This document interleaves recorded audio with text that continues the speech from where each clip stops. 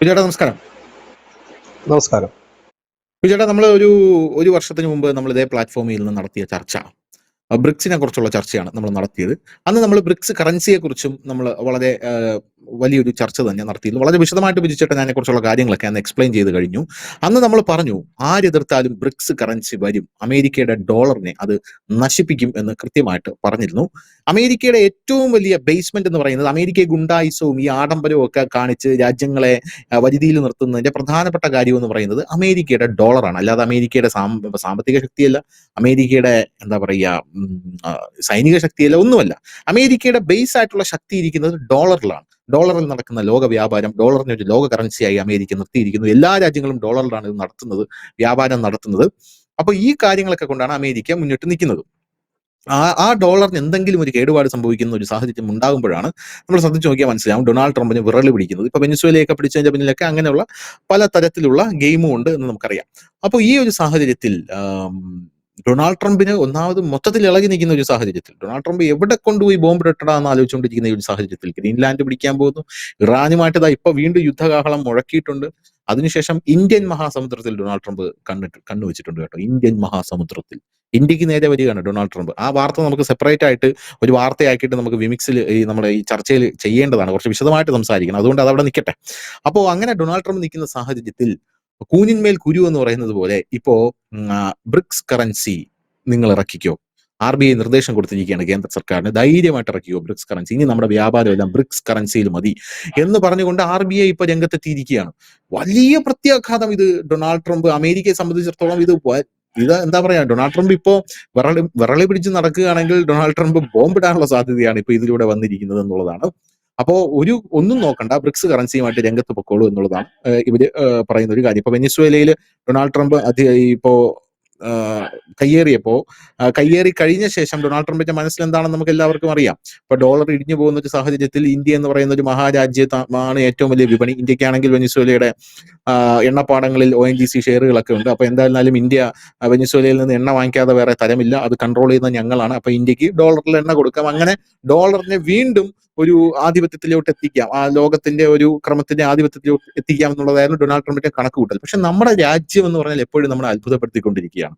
നമ്മുടെ രാജ്യം നമ്മൾ വിചാരിക്കും കഴിഞ്ഞു, ഇനിയിപ്പോ ഡൊണാൾഡ് ട്രംപിന്റെ കയ്യിൽ നിന്ന്, ഞാനും അങ്ങനെ വിചാരിച്ചിരുന്നു കേട്ടോ, ഡൊണാൾഡ് ട്രംപിന്റെ കയ്യിൽ നിന്ന് ഇനിയിപ്പോ എണ്ണ മേടിക്കേണ്ടി വരും. കാരണം റഷ്യക്ക് ഉപരോധം ഏർപ്പെടുത്തി, ഇനിയിപ്പോ പല കാര്യങ്ങളും മുന്നോട്ട് പോവുകയാണ്. വെനിസ്വേലയിലാണെങ്കിൽ നമുക്ക് ഷെയറും ഉണ്ട്, ഈ ഷെയർ നമുക്ക് വേണ്ടെന്ന് വെക്കാനും പറ്റില്ല. അപ്പൊ ഇനി ഇന്ത്യ പോയി എന്തെങ്കിലും മേടിക്കുമായിരിക്കും, കുറച്ചൊക്കെ വില കുറച്ച് മേടിക്കുമായിരിക്കും എന്ന് വിചാരിക്കുന്ന സമയത്താണ് ഇന്ത്യ വലിയൊരു ചെക്ക് അങ്ങോട്ടേക്ക് തിരിച്ചു വെച്ചിരിക്കുന്നത്. നമ്മൾ ബ്രിക്സ് കറൻസിയിൽ തുടങ്ങാൻ പോവുകയാണെന്ന്.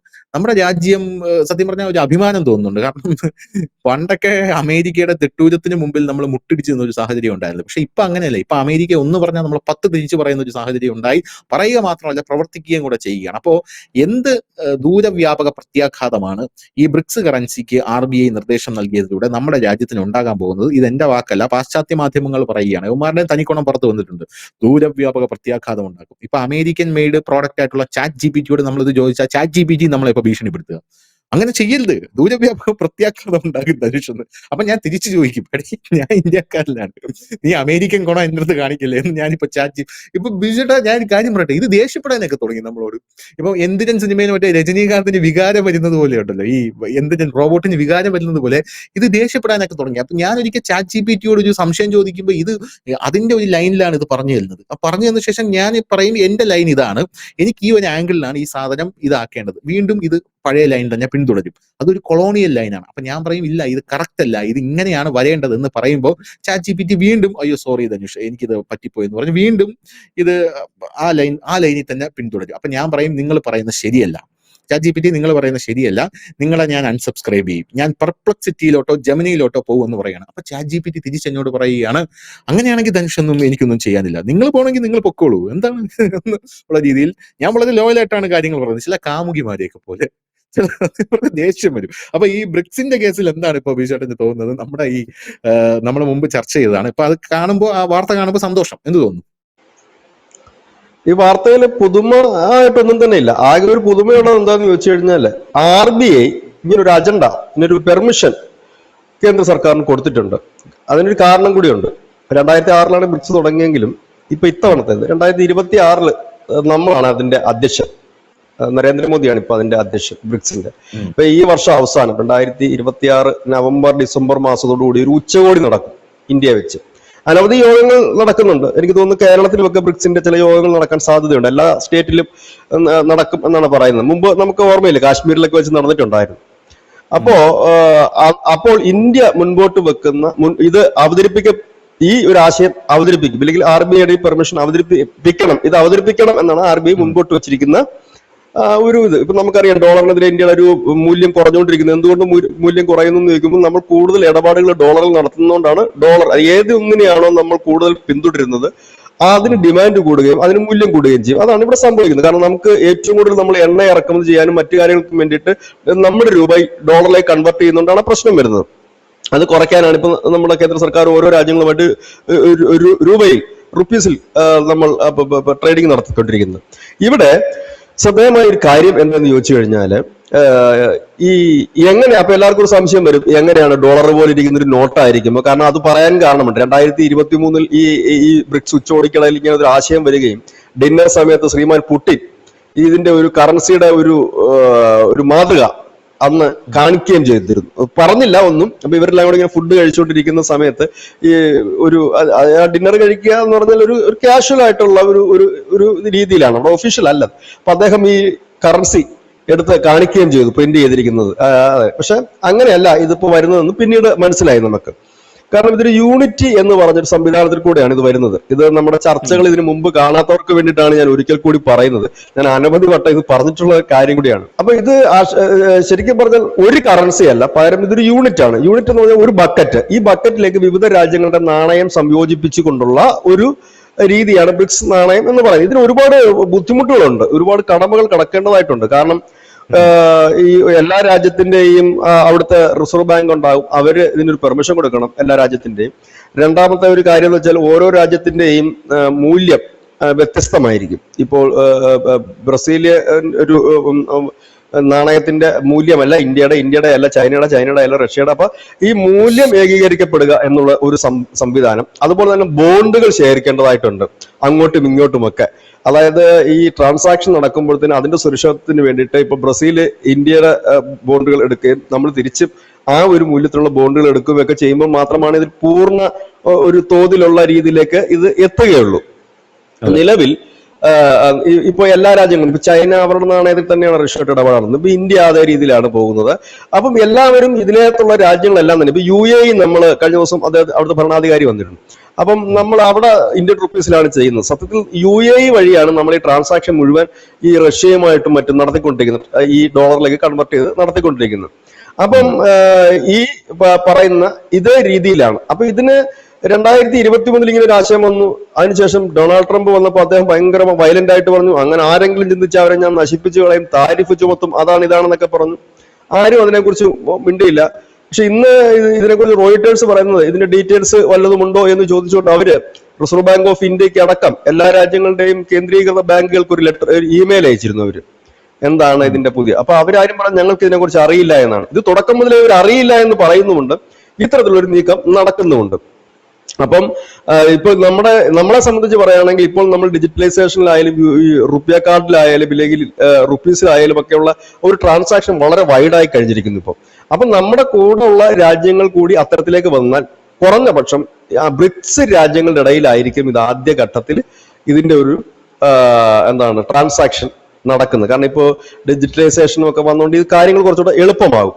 അപ്പോ ഈ രീതിയിലായിരിക്കും നടക്കുക ആദ്യഘട്ടത്തിൽ. പിന്നീട് അതൊരു കോമൺ ആയിട്ടൊരു കറൻസി രൂപത്തിലേക്ക് എത്തുമോ എന്നുള്ള കാര്യത്തിൽ വ്യക്തതയില്ല. അതിനുള്ള സാധ്യത വളരെ കുറവാണ്. കാരണം അത് എത്തേണ്ട കാര്യമില്ല. ഈ ആധുനിക യുഗത്തിൽ ഒരു കറൻസിക്ക് വലിയ ഒരു സ്ഥാനം ഇല്ല. സാധാരണഗതിയിൽ ഇങ്ങനെയുള്ളത് കൂടുതൽ ഉപയോഗിക്കുന്നത് സാധാരണപ്പെട്ടവരല്ല. ഇങ്ങനെ ഇപ്പൊ ഡോളർ ആണെങ്കിലും ഒരു സാധാരണപ്പെട്ടവൻ ഡോളർ ഉപയോഗിക്കാറില്ല.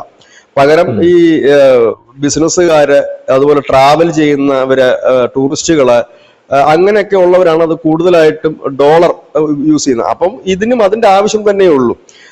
അതുപോലെ തന്നെ സബ്സിഡികളൊക്കെ പലതും നമ്മുടെ കേന്ദ്ര സർക്കാർ പല രാജ്യങ്ങളിൽ നിന്നും വാങ്ങുന്ന സാധനങ്ങൾക്കും മറ്റുമൊക്കെ നൽകാറുണ്ട്. അപ്പൊ അതുമൊക്കെ ഇതിനകത്തൊട്ട് ട്രാൻസാക്ഷൻ ഈ രീതിയിലായിരിക്കും പിന്നെ നമുക്ക് ട്രാൻസാക്ഷൻ ചെയ്യേണ്ടി വരുന്നത്. അതിപ്പോൾ എനിക്ക് തോന്നുന്നത് കുറച്ച് രാജ്യങ്ങളും ഇന്ത്യയുമായിട്ട് ഇപ്പോൾ ഇന്ത്യൻ റുപ്പീസിൽ തന്നെയാണ്. ഈ അടുത്ത് നമ്മൾ ഇസ്രയേലുമായിട്ടൊക്കെ ഇന്ത്യൻ റുപ്പീസിൽ നമ്മൾ ചെയ്തിരുന്നു.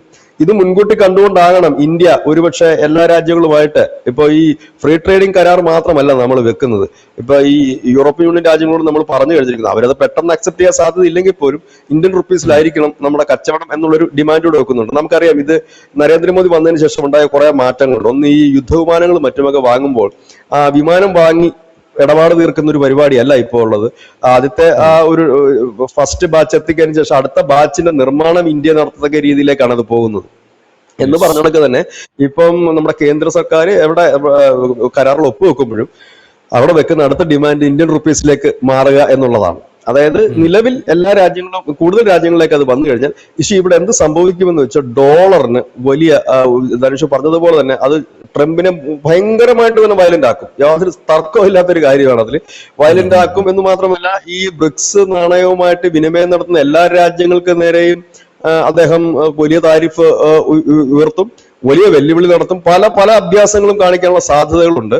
അപ്പോ നിലവിലത്തെ സാഹചര്യത്തില് ഈ പറയുന്ന ചൈന, റഷ്യ, ദക്ഷിണാഫ്രിക്ക, ഇന്ത്യ, ബ്രസീൽ ഈ സ്ഥാപക രാഷ്ട്രങ്ങൾ തന്നെ ആയിരിക്കും ഇതിനൊരു തുടക്കം കുറിക്കുക. നിലവിലത്തെ സാഹചര്യത്തിൽ ട്രംപിന് ഇപ്പൊ എന്ത് ഭീഷണിപ്പെടുത്തി കഴിഞ്ഞാലും ഈ രാജ്യങ്ങൾക്ക് അതൊരു വലിയ പ്രശ്നമല്ല. കാരണം അവരതിന്റെ ഒരു ടെസ്റ്റ് ഡോസ് വിജയിച്ചതാണ്. കാരണം ഇതിപ്പോ ഇത്രയും പെട്ടെന്ന് ത്വരിതപ്പെടാൻ കാരണം ഈ വ്യാപാര താരിഫാണ്, ട്രംപിന്റെ താരിഫ്. ഇല്ലായിരുന്നെങ്കിൽ ഇത് ഇത്ര സ്പീഡ് നടക്കത്തില്ലായിരുന്നു. അപ്പൊ ആ താരിഫുകളൊക്കെ അതിജീവിച്ചിട്ട് പുള്ളിയെ മൈൻഡ് ചെയ്യാതെ ഈ രാജ്യങ്ങൾ നിൽക്കുമ്പോൾ അവരതിനകത്ത് ഒരു ട്രയൽ നടത്തിയില്ലെങ്കിൽ അവരതിനകത്തൊരു ഒരു എക്സ്പീരിയൻസ് ആയി. ഇത് ഇത്രയൊക്കെയാണ് ഇങ്ങനെ, ഇനിയിപ്പോ എന്താണ് ചെയ്യേണ്ടത് എന്നുള്ളത് തന്നെ. അതുകൊണ്ട് ശ്രദ്ധിച്ചാൽ മനസ്സിലാക്കാൻ കഴിയും ഈ പറയുന്ന രാജ്യങ്ങളെ ഒന്നും തന്നെ ലോകത്ത് നടക്കുന്ന മറ്റ് വിഷയങ്ങൾ ഈ അടുത്ത കാലത്തൊന്നും ഇടപെട്ടിട്ടുമില്ല. അതിന്ന് അകന്നു നിൽക്കുന്ന ഒരു രീതിയായിരുന്നു. കാരണം അത് അവന്റെ കാര്യം, അത് അവരായി അവരുടെ പാടായി എന്നുള്ള രീതിയിലേക്ക് കാര്യങ്ങൾ മാറുകയും പകരം നമ്മുടെ ഇടയിലുള്ള വ്യാപാര ബന്ധങ്ങൾ കൂടുതൽ ശക്തമാക്കും. 44 രാജ്യങ്ങളാണ് ബ്രിക്സുമായി കണക്ട് ചെയ്ത് നിൽക്കുന്ന രാജ്യങ്ങൾ. നമ്മൾ പറയുമ്പോൾ കുറച്ച് രാജ്യങ്ങൾ മാത്രമേ ഉള്ളൂവെങ്കിൽ പോലും 44 രാജ്യങ്ങളുണ്ട്. അങ്ങനെ 44 രാജ്യങ്ങൾ കൂടി ഈ കറൻസിയിലേക്ക് വന്നു കഴിഞ്ഞാൽ സ്വാഭാവികമായി തന്നെ പിന്നീട് യൂറോപ്പിനും ട്രാൻസാക്ഷനും മറ്റുമായിട്ട് ഈ ഒരു വിനിമയ ഉപാധി തന്നെ അങ്ങോട്ടും ഇങ്ങോട്ടും ചെയ്യേണ്ടതായിട്ട് വരും. ഇത് ഡോളർ ഇല്ലാതാകുമെന്നല്ല പറയുന്നത്. അപ്പൊ അവർക്ക് ഡോളറിലും നമ്മുടെ കച്ചവടം ഇതിലും ഈ പറയുന്ന ബ്രിക്സിന്റെ കോമൺ യൂണിറ്റിലുമായിരിക്കും നമ്മൾ നടത്തേണ്ടി വരിക. അതായത് പഴയ കണക്ക് ഇനി ഡോളറിന് വലിയൊരു വലിപ്പമോ ഇല്ലെങ്കിൽ വലിയ എന്താണ് അതിന് പറയുന്നത് അതിന്റെ ഒരു പൊലിമ ഇല്ലെങ്കിൽ ആ ഒരു രാജാവാണ് എന്നുള്ള ആ ഒരു അപ്രമാദിത്യം പോകും. അത് പോയി കഴിഞ്ഞാൽ പിന്നെ എല്ലാം തീർന്നില്ലേ. അത് മാറുന്നു എന്നുള്ളത് തന്നെയാണ്. ഇപ്പൊ നമുക്ക് ഡോളറിനെ ആശ്രയിക്കേണ്ട പ്രധാനപ്പെട്ടത് ഇപ്പൊ പ്രശ്നം എന്ന് വെച്ച് കഴിഞ്ഞാൽ റഷ്യക്കൊക്കെ ഇപ്പൊ ഡോളറിന്റെ അവരുടെ ആസ്തികൾ മരവിപ്പിച്ചിരിക്കുന്നത് മാത്രമല്ല അവർക്ക് ട്രാൻസാക്ഷൻ പോലും നടക്കാൻ കഴിയാത്തൊരു സാഹചര്യം. അവർക്ക് സ്വന്തമായിട്ടൊരു സംവിധാനത്തിൽ ഉണ്ടായിരുന്നെങ്കിൽ അവർക്ക് അതിൽ ട്രാൻസാക്ഷൻ നടത്താം. ഈ ഡോളറിന് വേണ്ടിയിട്ട് അവർക്ക് വെയിറ്റ് ചെയ്യേണ്ട ആവശ്യമില്ലായിരുന്നു. അതുപോലെ തന്നെ മറ്റ് രാജ്യങ്ങൾക്കും അങ്ങനെ ചെയ്യാമായിരുന്നു. ഇപ്പൊ ഇന്ത്യ റുപ്പീസിൽ ട്രാൻസാക്ഷൻ നടക്കുമ്പോൾ നമുക്കിപ്പോ ഇനി ആരുടെയും എന്താണ് വേറൊരു ബാങ്കിനെ ബാൻ ചെയ്താൽ ഇപ്പൊ എന്താണ് ഇപ്പൊ സംഭവിച്ചത്? ആക്ച്വലി ഈ കമ്പനികൾക്ക് ഉപരോധം വന്നപ്പോൾ തന്നെ ഈ കമ്പനികളുമായി ഇടപാട് നടത്തുന്ന ബാങ്കുകൾ കൂടിയാണ് അമേരിക്ക ഉപരോധം ബാധകമാക്കിയിരിക്കുന്നത്. അങ്ങനെ വന്നു കഴിഞ്ഞപ്പോഴത്തേക്കും നമുക്ക് വഴി നമ്മുടെ പൈസ കൺവെർട്ട് ചെയ്ത് ഡോളറാക്കി റഷ്യക്ക് കൊടുക്കാൻ കഴിയാത്തൊരു സാഹചര്യം വന്നപ്പോഴാണ് അതിനുശേഷമാണ് പുട്ടിനൊക്കെ വരുന്നത്. വന്ന് നമ്മളിപ്പോ അവരുടെ റൂബിൾസിലും നമ്മുടെ റുപ്പീസിലും കൂടെ കച്ചവടം ചെയ്യാൻ തീരുമാനിച്ചു. അപ്പൊ ഇത് നമ്മുടെ 2 സെൻട്രലൈസ്ഡ് ബാങ്കുകൾ മാത്രം തീരുമാനിച്ചാൽ മതി. അതിന്റെ ഇടയ്ക്കുള്ള ബാങ്കുകൾ തീരുമാനിക്കേണ്ട കാര്യങ്ങളൊന്നും തന്നെ ഇല്ല. അപ്പൊ അവർക്കത് ഭയക്കേണ്ട കാര്യം തന്നെ ഒന്നും തന്നെ ഇല്ല. ഇങ്ങനെയൊക്കെയുള്ള കുറെ കാര്യങ്ങളുണ്ട്. ഇത് പൂർണ്ണ രീതിയിൽ നാളെ ഇപ്പൊ നോട്ട് എന്ന് പറയുമ്പോൾ നാളെ തന്നെ അച്ചടിച്ചിറക്കാൻ പറ്റുന്ന ഒരു സാധനം അല്ലല്ലോ. അപ്പൊ വരില്ല. പക്ഷെ ഇതിന്റെ ഒരു കുറഞ്ഞ ആദ്യത്തെ ഒരു ഘട്ടം എന്ന നിലയിൽ ഇങ്ങനെയായിരിക്കും. അതിനുള്ള ചർച്ചകൾ നേരത്തെ മുതൽ തന്നെ ആരംഭിച്ചിരുന്നു. ഇപ്പൊ നമ്മുടെ RBI കൂടെ അതിനൊരു പച്ചക്കൊടി കാട്ടുമ്പോൾ ഏതാണ്ട് നിലവിൽ ചൈനയുടെ ഇത് നേരത്തെ നടന്നിരുന്നു. ധനുഷ് മീറ്റിംഗ് ഇതിനു മുമ്പ് നടന്നിരുന്നു. കഴിഞ്ഞ വർഷമൊക്കെ നടന്നിരുന്നു. അനവധി മീറ്റിംഗുകൾ നടന്നിരുന്നു. നമ്മുടെ ബാങ്ക് RBIയുടെ ഉദ്യോഗസ്ഥർ ചൈനയെ പോവുകയും മറ്റു രാജ്യങ്ങളുടെ ഉദ്യോഗസ്ഥരൊക്കെ അവിടെ ചർച്ചകൾ പലവട്ടം നടന്നിരുന്നതാണ്. ഇത് ഇപ്പൊ നമ്മൾ അതൊരു ഫൈനലൈസ് ചെയ്ത് നമ്മുടെ ബാങ്ക് പറയണമല്ലോ ഇത് ചെയ്യണോ വേണ്ടയോ, അബദ്ധമാകുമോ നല്ലതാകുമോ. ഇപ്പൊ ഒടുവിൽ നമ്മൾ അത് തീരുമാനിച്ചിരിക്കുന്നു. അതുകൊണ്ട് തുടക്കത്തിൽ 4-5 രാജ്യങ്ങൾ ചേർന്നിട്ടൊരു യൂണിറ്റ് ആയിരിക്കും. അതിനുശേഷം കൂടുതൽ രാജ്യങ്ങൾ വരുമ്പോഴത്തേക്കാണ് കൂടുതൽ രാജ്യങ്ങളൊന്നും ഇതിലോട്ട് ഈ യൂണിറ്റിന്റെ ഭാഗമായിട്ട് വരാൻ സാധ്യതകൾ വളരെ കുറവാണ്. കാരണം എന്ന് വെച്ച് കഴിഞ്ഞാൽ ഇതിനകത്ത് ഒരുപാട് കാര്യങ്ങളുണ്ട്. ഒന്ന് ഭരണസ്ഥിരത ഒരു ഇമ്പോർട്ടന്റ് ആണ്.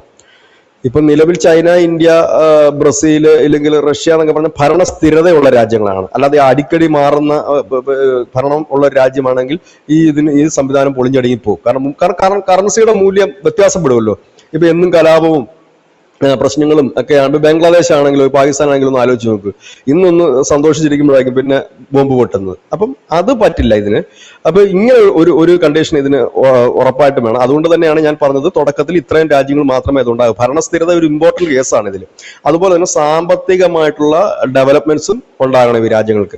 താഴോട്ടാകരുത് ഗ്രാഫ്, മുകളിലോട്ട് പോയിക്കൊണ്ടിരുന്നാൽ മാത്രമേ ഇത് അങ്ങനെ ഒരുപാട് ഞാൻ പറഞ്ഞില്ല, ഒരുപാട് സങ്കീർണമായ കടമ്പകളുണ്ട് ഇതിൽ. ഗ്രാഫ് താഴോട്ട് പോയാൽ അവിടെ കൊണ്ട് കച്ചവടം എല്ലാം തീരും. അപ്പൊ ഗ്രാഫ് എന്നും സ്റ്റഡി ആയിട്ട് നിർത്തണം. കുറഞ്ഞ പക്ഷം ഇപ്പോൾ നിലനിൽക്കുന്ന ഗ്രാഫിന് താഴോട്ട് പോകാൻ പാടില്ല. ഇപ്പൊ നമ്മുടെ GDP ഒക്കെ ഒരു 5 ആണെന്ന് വെക്കും. ഞാൻ ഉദാഹരണമാണ് പറയാൻ. 5 ആണെങ്കിൽ 5-ൽ താഴെ പോകരുത്. 5.25 ആകാം, 5.20 ആകാം, അല്ലെങ്കിൽ 5.23 അങ്ങനെ ആയാലും മതി. മുകളിലേക്ക് പോവുക. എല്ലാ രാജ്യങ്ങളും ഇതിനകത്തുള്ള ഈ രാജ്യങ്ങളുടെ എല്ലാം മുകളിലേക്ക് പോയാൽ മാത്രമേ ഇതെല്ലാം കാൽക്കുലേറ്റ് ചെയ്ത് മുമ്പോട്ട് പോകാൻ കഴിയും.